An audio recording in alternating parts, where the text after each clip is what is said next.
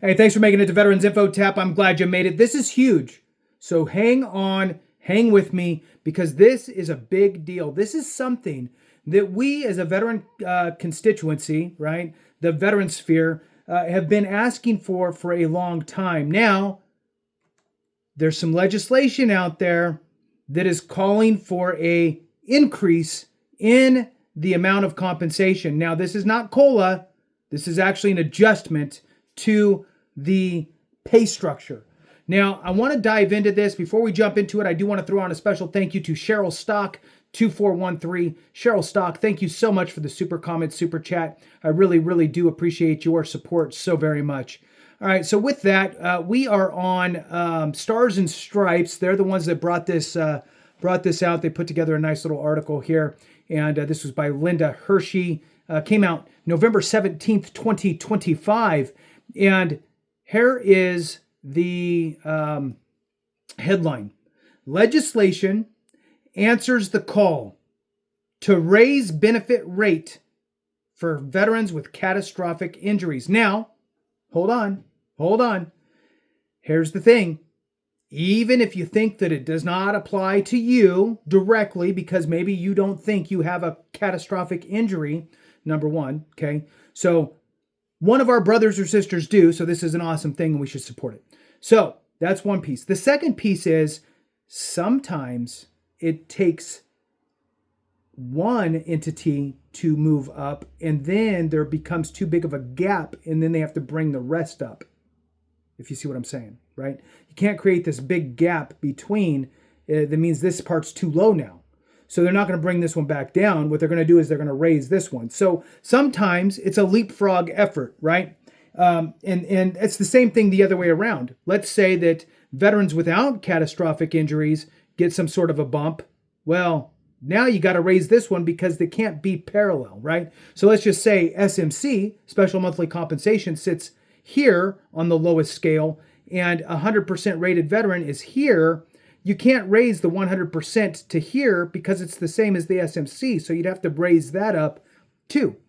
Anyway, so this is good all around so far, just based on the headline. Hit the thumbs up, subscribe, share with a friend, all that good stuff. I really appreciate it. Every thumbs up, every minute watched really does help the channel expand its reach, which is really what we're trying to do. We're trying to be a voice for all things that really affect us or impact us as the veteran sphere. And that includes spouses, surviving spouses, dependents, caregivers, and so forth. Obviously, veterans and transitioning in military. All right, so jumping into it here.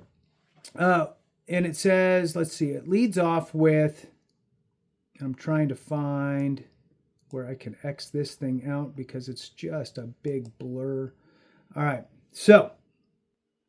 we got it. So a Republican-led bill would provide the first significant increase in decades to the disability compensation rate for veterans with catastrophic injuries and their survivors, according to lawmakers on the House Veterans Affairs Committee, who are the sponsors.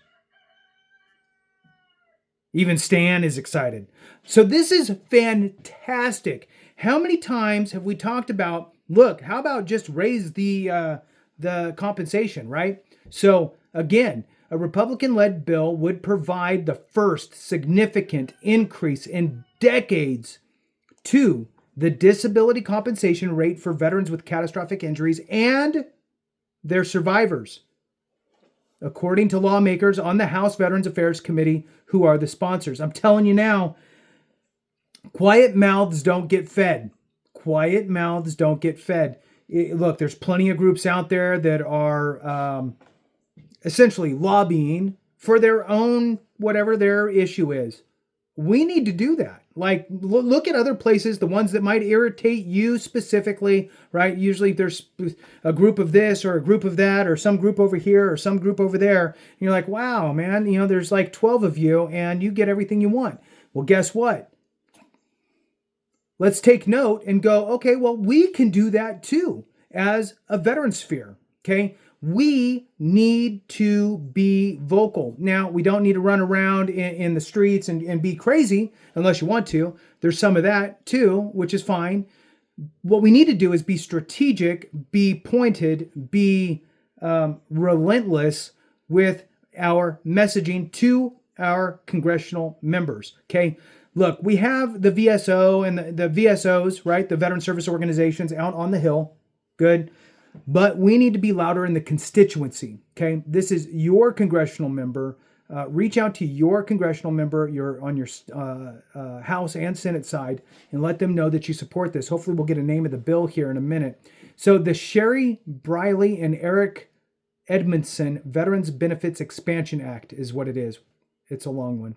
The Sherry Briley and Eric Edmondson Veterans Benefits Expansion Act. Okay. I am going to put that in the top of the description. It'll be the first sentence, if you will, in the description.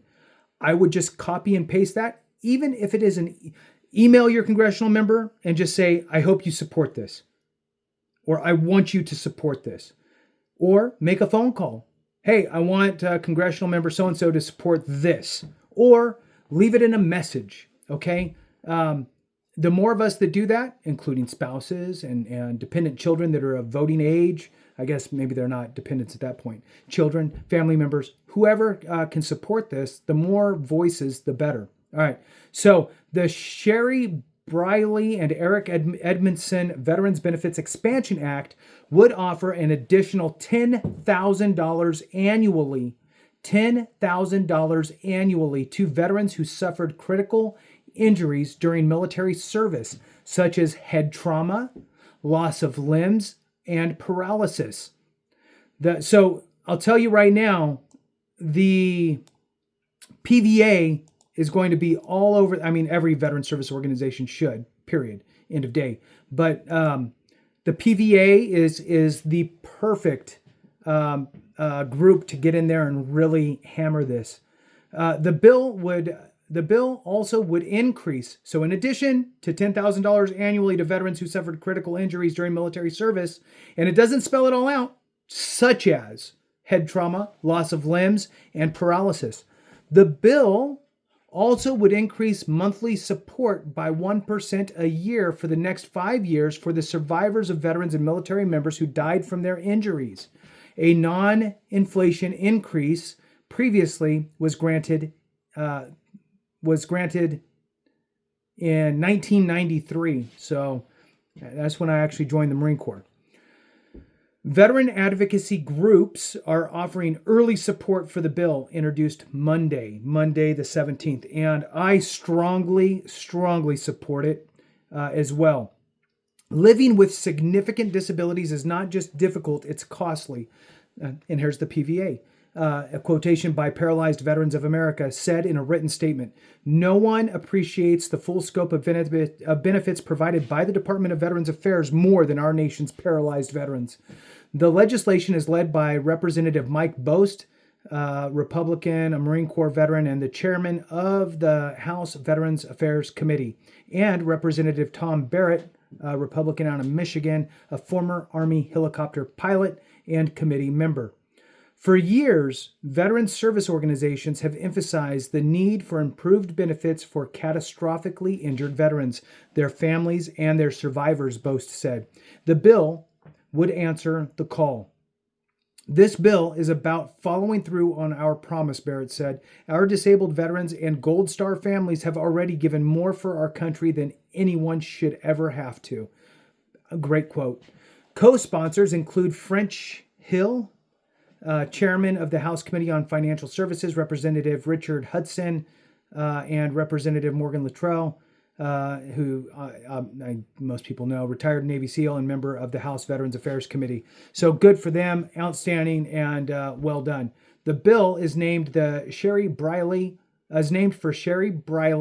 widow of an Army Black Hawk pilot killed in '93 in Somalia, and Eric Edmondson, a former Army sergeant who suffered shrapnel wounds, a heart attack, and brain injury after his Humvee struck a roadside bomb in 2005 in Iraq.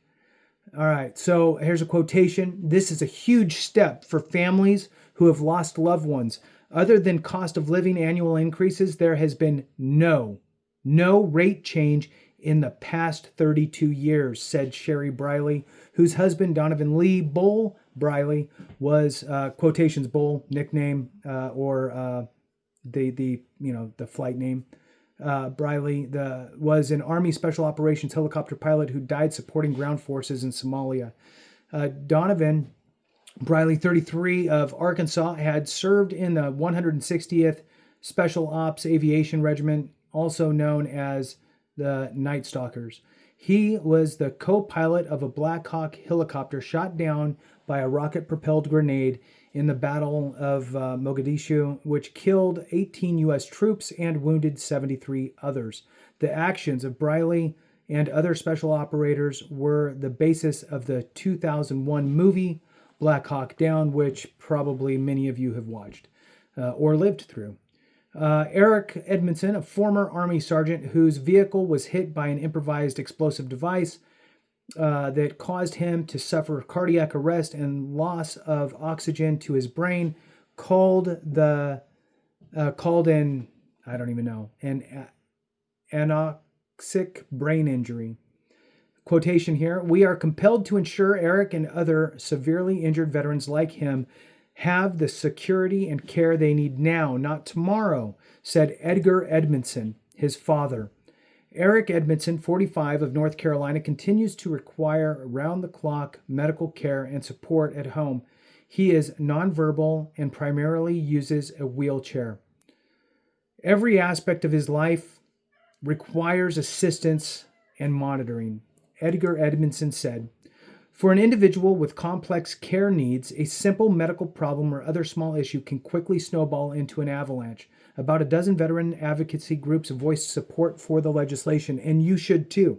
Reach out to your congressional member and let them know that you want them to support this piece of legislation. Again, quiet mouths don't get fed. Many hands make light work." I'm full of them. So those are my favorites, though. Moving on. For more than 30 years, surviving spouses and severely disabled veterans have been left behind by outdated benefit structures.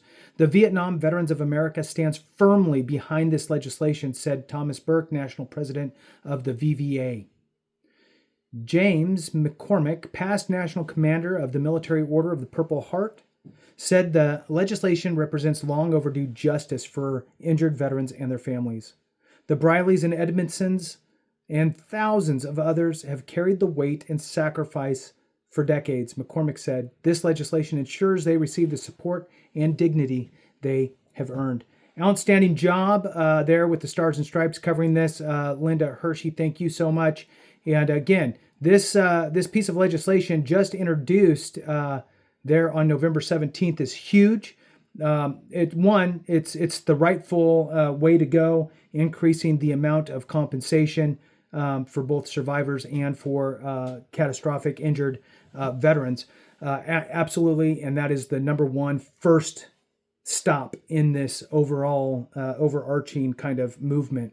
So I am 1,000% for this, and I think that it does open up the possibility to have the discussion of increasing other benefits after the fact. So with that, thanks for watching. I appreciate you very much. Have a great one. And remember, if we don't take care of each other, something went wrong.